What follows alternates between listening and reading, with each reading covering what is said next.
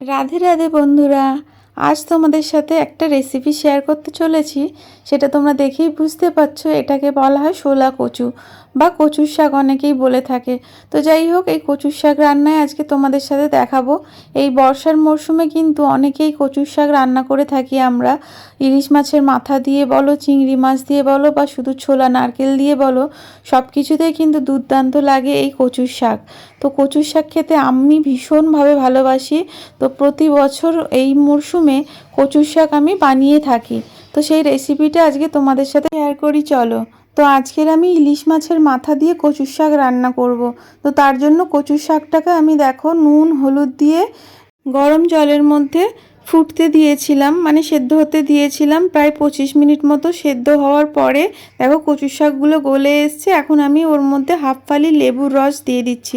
লেবুর রসটা দেওয়ার কারণ হলো যে জানোই তোমরা যে কচু জাতীয় জিনিস খেলে একটু কুটায়, তো যাতে না কুটায় সে কারণেই লেবুর রসটা দেওয়া।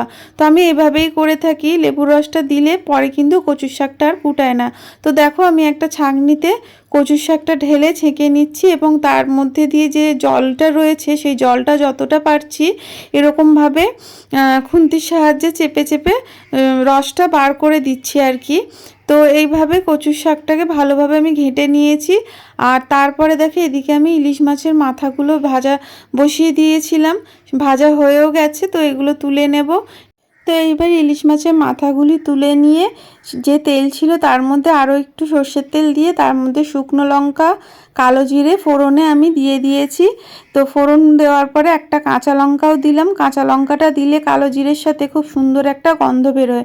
এইবার আমি কচু শাক যে সেদ্ধটা করে রেখেছিলাম, জল ঝরিয়ে রেখেছিলাম, সেটাকে আমি ওই তেলের মধ্যে দিয়ে দিলাম। দিয়ে এবার ভালোভাবে নাড়াচাড়া করতে থাকতে হবে, যাতে যতক্ষণ পর্যন্ত না এটার রস মরে আসছে ততক্ষণ পর্যন্ত এটাকে আমি নাড়াচাড়া করবো। এবার একে একে নুন, চিনি, তো আমি নুনটা আগে দিয়ে রেখেছিলাম, সেই জন্য স্বাদ মতো তোমরা পরিমাণ মতো বুঝে নুনটা দেবে। নুন দিয়ে আমি যেহেতু সেদ্ধ করে রেখেছিলাম অলরেডি, তো তারপর একটু জিরের গুঁড়ো, হলুদ গুঁড়ো এগুলো দিয়ে আবার ভালো করে নাড়াচাড়া করে নেব।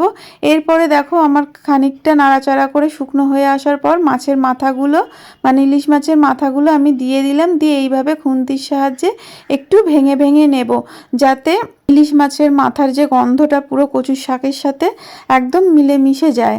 তো এইভাবে আস্তে আস্তে নাড়াচাড়া করতে করতে আরও 5-7 মিনিট মতো কচুর শাকটাকে আমাকে কড়ার মধ্যে নাড়াচাড়া করতে হবে। তো দেখো এখানে আমার কচুর শাক রেডি হয়ে গেছে, তেল ছেড়ে দিয়েছে। ওপর থেকে একটু কাঁচা লঙ্কা ভেঙে দিয়ে দিয়েছি জাস্ট গন্ধ হওয়ার জন্য।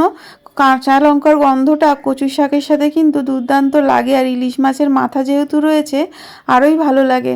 তো এইভাবে তোমরা কচুর শাক বাড়িতে বানিয়ে খেয়ে দেখো, খুবই ভালো লাগে। আর আমাকে জানিও রেসিপিটি কেমন হলো। এই যে আমার কচুর শাক ফাইনাল রেডি হয়ে গেছে।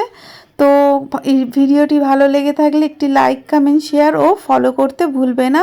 আজকের মতো টাটা।